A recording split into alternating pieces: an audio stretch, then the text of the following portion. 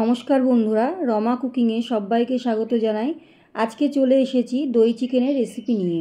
দই চিকেন বানানো যতটা সহজ ততটাই খেতেও সুস্বাদু হয়। এই রেসিপিটা বানাতে মাত্র কয়েকটা উপকরণ লাগে।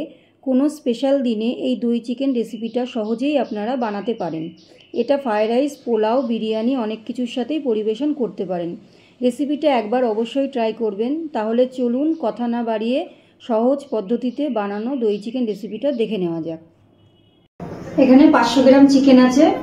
চিকেনটাকে আমি ভালো করে ধুয়ে পরিষ্কার করে নিয়েছি আর জলটা ঝরিয়ে নিয়েছি। এর মধ্যে এখন আমি গোলমরিচ দিয়ে দিচ্ছি আর দিয়ে দিচ্ছি নুন।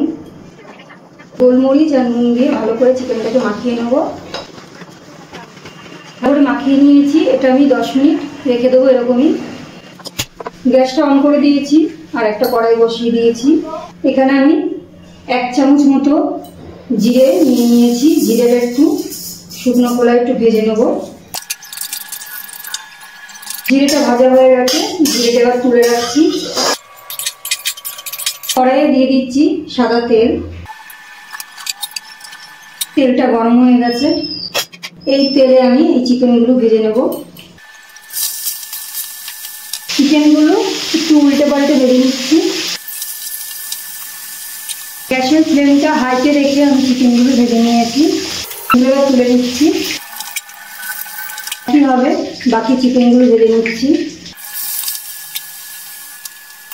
এইভাবে বাকি চিকেনগুলো ভেজে নিয়েছি। এবার তেল থেকে চিকেনগুলো তুলে নিচ্ছি। চিকেনগুলো সব লাল লাল করে একটু ভেজে নিয়েছি। এই তেলেই আমি চিকেনটা রান্না করব। তেলের মধ্যে দিয়ে দিচ্ছি 2টো শুকনো লঙ্কা, 2টো এলাচ, 4টে লবঙ্গ আর 2টো গরম মশলার টুকরো। ফোড়নটা একটু হালকা ভেজে নিচ্ছি।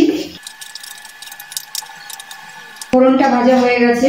এবার এর মধ্যে দিয়ে দেবো দিয়ে রাখা পেঁয়াজ। এখানে 2টো মিডিয়াম সাইজ পেঁয়াজ আমি কেটে নিয়েছি, সেটা দিয়ে দিচ্ছি। গ্যাসের ফ্লেমটা হাইতে রেখে আমি পেঁয়াজটা ভেজে নিচ্ছি। পেঁয়াজটা ভাজা হয়ে গেছে। এবার এর মধ্যে এক এক করে আমি বেটে রাখা মশলা দিয়ে দিচ্ছি। আদা বাটা দিয়ে দিলাম 1 চামচ, রসুন বাটা দিয়ে দিলাম 1 চামচ, কাঁচা লঙ্কা বাটা দিয়ে দিচ্ছি। এখানে 5খানা কাঁচা লঙ্কা আমি শিলনোড়ায় বেটে নিয়েছি, সেটা দিয়ে দিয়েছি। আর দিয়ে দিচ্ছি 1 চামচ ধনে গুঁড়ো। দিয়ে দিচ্ছি মশলার বাটি ধুয়ে একটু জল। এবার সবকিছু একটু ভালো করে কষিয়ে নেব। মশলাটা কষাতে কষাতে এর মধ্যে দিয়ে দেবো অল্প করে হলুদ। হলুদ দিয়ে একটু নাড়াচাড়া করে নিচ্ছি। আর দিয়ে দেবো মৌরি। এর মধ্যে একটু মৌরি দিয়ে দিচ্ছি। মশলাটা আর একটু ভালো করে কষিয়ে নেব। মশলাটা কষানো হয়ে গেছে। এবার আমি এর মধ্যে দিয়ে দিচ্ছি, এখানে আছে কাজু বাদাম বাটা আর পোস্ত বাটা শিলনোড়ায় বেটে নিয়েছি, সেটা দিয়ে দিচ্ছি। বাটি ধুয়ে একটু জল দিয়ে দিচ্ছি। আর দিয়ে দিচ্ছি একটু কাশ্মীরি লঙ্কার গুঁড়ো। আর দিচ্ছি স্বাদ মতো লবণ। এবার মশলাটা আর একটু ভালো করে কষিয়ে নেব। মশলাটা ভালো করে কষিয়ে নিয়েছি। মশলা থেকে একদম তেল ছেড়ে দিয়েছে। এবার আমি এর মধ্যে দিয়ে দেবো টক দই। গ্যাসের ফ্লেমটা একদম লোতে রেখে আমি এখানে ফেটানো টক দইটা দিয়ে দিচ্ছি। সবকিছু ভালো করে মিশিয়ে নিচ্ছি টক দইয়ের সাথে। এই সময় এর মধ্যে অল্প একটু চিনি দিয়ে দেবো, যেহেতু টক দই দিয়েছি। একদম সামান্য একটু চিনি দিয়ে দিচ্ছি। দইটা দিয়ে আর গ্যাসটা একদম লোতে রেখে একটু ফুটিয়ে নিয়েছি। দেখুন উপর দিয়ে একদম তেল ভেসে উঠেছে। এবার একটু নাড়াচাড়া করে নিচ্ছি। এর মধ্যে এবার ভেজে রাখা চিকেনটা দিয়ে দিচ্ছি। ভেজে রাখা চিকেনগুলো দিয়ে দিচ্ছি।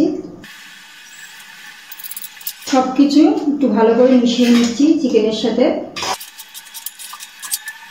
গ্যাসের ফ্লেমটা লোতে রেখে আমি একটু ঢাকনা দিয়ে ঢেকে দিচ্ছি। ঢাকনাটা তুলে নিচ্ছি। দই দেওয়ার পর চিকেনটাকে আরেকটু আমি সবকিছু কষিয়ে নিয়েছি। এবার আমি এর মধ্যে দিয়ে দেবো একটু উষ্ণ গরম জল। জলটা গরম করে নিয়েছি, সেই জলটা দিয়ে দিচ্ছি। ভালো করে নাড়াচাড়া করে নিচ্ছি। এখন আমি গ্যাসের ফ্লেমটা একদম হাইতে দিয়ে দেবো, দিয়ে একটু ফুটতে দেবো। একটু ফুটে গেছে, এবার গ্যাসের ফ্লেমটা একদম লোতে দিয়ে আমি ঢাকনা দিয়ে ঢেকে দিচ্ছি, চিকেনটা যাতে একটু সিদ্ধ হয়ে যায়। ঢাকনাটা তুলে নিচ্ছি, নাড়াচাড়া করে দেখে নেবো মাংসটা সিদ্ধ হয়েছে কিনা। মাংসটা একদম সিদ্ধ হয়ে গেছে। এবার আমি এর মধ্যে দিয়ে দেবো দুটো চেরা কাঁচা লঙ্কা, আর দিয়ে দিচ্ছি যে জিরেটা প্রথমেই ভাজা দেখিয়েছিলাম, সেই জিরেটা আমি ভেজে গুঁড়ো করে নিয়ে রেখে দিয়েছিলাম, সেই জিরেটা দিয়ে দিচ্ছি। আর দিয়ে দিচ্ছি রোস্ট করা কাসুরি মেথি,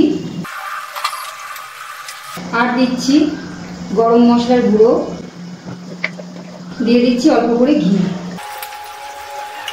সব কিছু একটু ভালো করে মিশিয়ে নিচ্ছি। আমার দই চিকেন রান্নাটা একদম হয়ে গেছে। এবার আমি গ্যাসটা অফ করে দিচ্ছি। গ্যাসটা অফ করে ঢাকনাটা দিয়ে একটুখানি ঢেকে রেখে দেবো 2-3 মিনিটের জন্য, দিয়ে তারপরে আমি পরিবেশন করে নেব। এই গরমে এই রকমভাবে একবার দই চিকেন বানিয়ে দেখবেন। আশা করছি বাড়ির সকলেরই ভীষণই ভালো লাগবে। রেসিপিটা কেমন লাগলো কমেন্ট করে জানাবেন। ভালো লাগলে লাইক করবেন, শেয়ার করবেন, সাবস্ক্রাইব করে পাশে থাকবেন। ধন্যবাদ।